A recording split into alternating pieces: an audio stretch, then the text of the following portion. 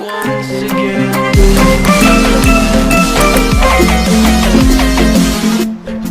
Hello दोस्तों, आप सब लोगों के लिए एक बहुत बड़ी खुशखबरी है। फाइनली गवर्नमेंट जॉब्स आने स्टार्ट हो गई हैं और आईबीपीएस आरआरबी का नोटिफिकेशन आ चुका है, जिसमें बहुत सारी वैकेंसीज़ आई हैं, ऑलमोस्ट 8000 वैकेंसीज़। तो हम इसमें सारी बात करेंगे, क्या क्या एलिजिबिलिटी क्राइटेरिया क्या है, एज और कौन कौन सी लैंग्वेज के लिए किस स्टेट में वैलिड है। तो चलिए देखते हैं नोटिफिकेशन को।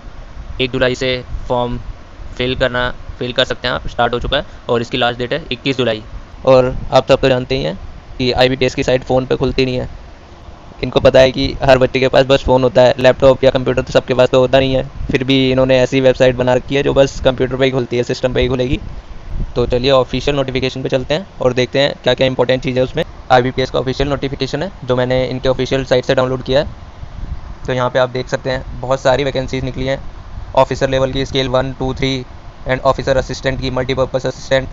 ग्रुप ए वैकेंसीज़ के लिए आपको प्री देना पड़ेगा, फिर मेंस देना पड़ेगा। प्री में क्वालिफाई होंगे तो मेंस देना पड़ेगा। मेंस में क्वालिफाई होने के बाद आपको इंटरव्यू के लिए बुलाया जाएगा और इंटरव्यू अगर आपका क्लियर हो जाता है तो आपको फाइनली ऑफर लेटर मिल जाएगा, आप सरकारी आदमी बन जाएंगे। आगे चलते हैं। तो ये पार्टिसिपेटेड आरआरबीज़ की लिस्ट है। इसमें दे रखा है कि किस स्टेट में कौन सी लैंग्वेज है और वो लैंग्वेज वहाँ की लोकल लैंग्वेज आपको आनी चाहिए अगर आपको उस स्टेट के लिए अप्लाई करना है तो यहाँ पे बाकी सब तो ठीक है। पर ये नागालैंड का मुझे थोड़ा अजीब लगा भाई। आता तो इंडिया में ही है नागालैंड, पर यहाँ पे इन्होंने इनकी लोकल लैंग्वेज इंग्लिश डाल रखी है। भाई ये क्या कोई इंग्लैंड का पार्ट है क्या जो इंडिया का होके भी इसमें इंग्लिश लोकल लैंग्वेज इंग्लिश डाल रखी है तुम लोगों ने? भाई या तो वहाँ की कोई लोकल लैंग्वेज डालते या तो फिर हिंदी डालते। तो अब देखते हैं हम एलिजिबिलिटी क्राइटेरिया। तो नॉर्मली इंडियन सिटीज़न ही होना चाहिए। और स्केल 3 के लिए जो एज है, स्केल 3 ऑफिसर ग्रुप ए में आता है, ये भी 21 से 40 के बीच में होना चाहिए। ऑफिसर स्केल 2 ऑफिसर के लिए, मैनेजर पोस्ट के लिए 21 से 32। और स्केल 1 के लिए असिस्टेंट मैनेजर 18 से 30।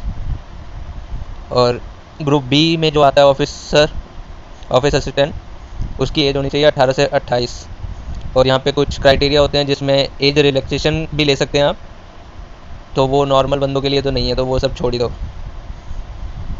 और रिजर्वेशन है SC ST OBC के लिए, जो हर जगह ही होता है। और EWS के लिए भी अब आ गया है।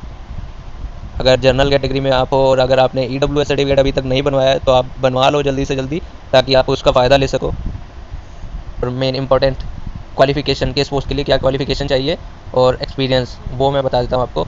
ऑफिस असिस्टेंट के लिए जो ग्रुप बी में आती है, बैचलर डिग्री होनी चाहिए आपके पास किसी भी डिसिप्लिन में, रिकॉग्नाइज्ड यूनिवर्सिटी के थ्रू। और आप जिस भी स्टेट के लिए अप्लाई कर रहे हैं वहाँ की लोकल लैंग्वेज आपको आनी चाहिए। और working knowledge of computer, MS Word, MS DOS, Excel, ये सब आपको आना चाहिए। और scale 1 officer, bachelor degree in any discipline from recognised university. Preference इन्होंने दी है agriculture, horticulture, forestry, animal husbandry, veterinary science वालों को। Generally agriculture engineer, pisciculture, agriculture marketing and IT, management, law, economics और अकाउंटेंसी। आपको जहाँ भी आप अप्लाई कर रहे हो जिस स्टेट में, उनकी लोकल लैंग्वेज आनी चाहिए और कंप्यूटर की जनरल नॉलेज होनी चाहिए आपको। स्केल 2 ऑफिसर के लिए वही बैचलर डिग्री होनी चाहिए किसी भी डिसिप्लिन में। और इसमें मिनिमम क्राइटेरिया भी दे रखा है, 50% मार्क्स होने चाहिए आपके एग्रीगेट। और प्रेफरेंस इन्होंने भी दी है इस पोस्ट के लिए, जनरली डिग्री अगर आपके पास बैंकिंग, फाइनेंस या मार्केटिंग, एग्रीकल्चर इस एरिया में है तो ये आपको ज़्यादा प्रेफरेंस देंगे। और हाँ, इसमें आपको 2 ईयर का एक्सपीरियंस भी चाहिए बैंक और फाइनेंशियल इंस्टीट्यूट का, तो फ्रेशर्स के लिए तो ये पोस्ट नहीं है। और ऑफिसर स्केल 2, स्पेशलिस्ट ऑफिसर जिसको SO बोलते हैं, उसके लिए बैचलर डिग्री है। Information technology officer IT sector के लिए है ये जनरली। और इलेक्ट्रॉनिक्स, कंप्यूटर साइंस, CS वालों के लिए है। इसमें आपको सर्टिफिकेट होना चाहिए आपके पास C++, जावा, BC का। और चार्टर्ड अकाउंटेंट के लिए भी है, उसमें आपको 1 ईयर का एक्सपीरियंस होना चाहिए। और अगर आप लॉ डिग्री है आपके पास तो आपके पास 2 ईयर का एक्सपीरियंस होना चाहिए। तो जनरली इसमें फ्रेशर्स के लिए तो बस ऑफिस असिस्टेंट की पोस्ट है और ऑफिसर स्केल 1 असिस्टेंट मैनेजर की पोस्ट है। अब आते हैं एप्लीकेशन फ़ी की तरफ। तो भाई यहाँ पे तो हमेशा से प्रॉब्लम रही है, जितने भी बैंक के फॉर्म आते हैं जनरल वालों की फ़ीस बहुत ज़्यादा होती है as compare to SC ST और PWD। तो भाई वही है, फिर से पहले की तरह सेम फ़ीस है। इन्होंने SC ST और PWD वालों के लिए तो 175 रुपये है और ऑल अदर्स यानी जनरल और ओबीसी के लिए 850 रुपये। तो भाई ये तो मुझे कहीं से समझ नहीं आता, इतनी ज़्यादा फीस पता नहीं क्यों लेते हैं। अगर SC ST की 175 रुपये आप ले रहे हो तो भाई जनरल से 300 रुपये ले लो, जनरल में भी तो गरीब आते हैं। ऑनलाइन एग्जामिनेशन स्ट्रक्चर का तो प्री एग्ज़ाम में आपको पता ही है, प्री एग्ज़ाम में 40 क्वेश्चन आएंगे रीजनिंग के, 40 न्यूमेरिकल एबिलिटी, टोटल 80 क्वेश्चन होंगे 80 मार्क्स के, और 45 मिनट टाइम मिलेगा आपको। और सेम पैटर्न होगा ऑफिसर स्केल 1 के लिए।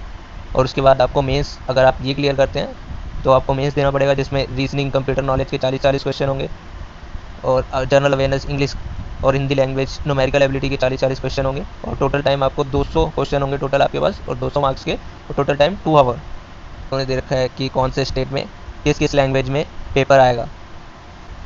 तो हिंदी और इंग्लिश में तो हर स्टेट में है ही, बाकी अगर किसी स्टेट की लोकल लैंग्वेज है कोई तो उस लैंग्वेज में भी पेपर आएगा। और जो ऑफिसर स्केल 2 है उसमें बस सिंगल लेवल एग्जामिनेशन होगा आपका, एक ही एग्जामिनेशन होगा, उसके बाद आपका इंटरव्यू होगा और आपका फाइनल सिलेक्शन हो जाएगा। इसमें जो फर्स्ट राउंड है उसमें 200 क्वेश्चन होंगे फ्री में, और 200 मार्क्स का पेपर होगा और 2 घंटे होंगे। तो मैंने मैक्सिमम सब चीज़ें जो आपके काम की हैं वो आपको बता दी हैं। बाकी की चीज़ें हम नेक्स्ट वीडियो में देखेंगे, जब हम देखेंगे कि कैसे अप्लाई करना है इसके लिए। वो मैं आपको कंप्यूटर में फिल करके दिखाऊंगा, और उसमें तभी सारी चीज़ें बता दूंगा आपको, क्या क्या रिक्वायरमेंट है, फ़ोटो का साइज़ क्या होना चाहिए, कैसे आपको फ़ोटो अपलोड करनी है, वगैरह वगैरह। और भाई पढ़ते रहो आप, बस ये मत देखो कि जॉब्स आ नहीं रही हैं। अब एक साथ भर भर के सारी गवर्नमेंट पोस्ट निकलेंगी, और बस आप अगर जो पढ़ रहा है तो उसको भाई अब मिल जाएगी सरकारी नौकरी, टेंशन लेने की ज़रूरत नहीं है, बस पढ़ने पे ध्यान दो, और कुछ इसमें है नहीं। भाई सारी जानकारी मैंने आपको दे दी है। अगर वीडियो अच्छी लगे तो लाइक करो, चैनल को सब्सक्राइब करो,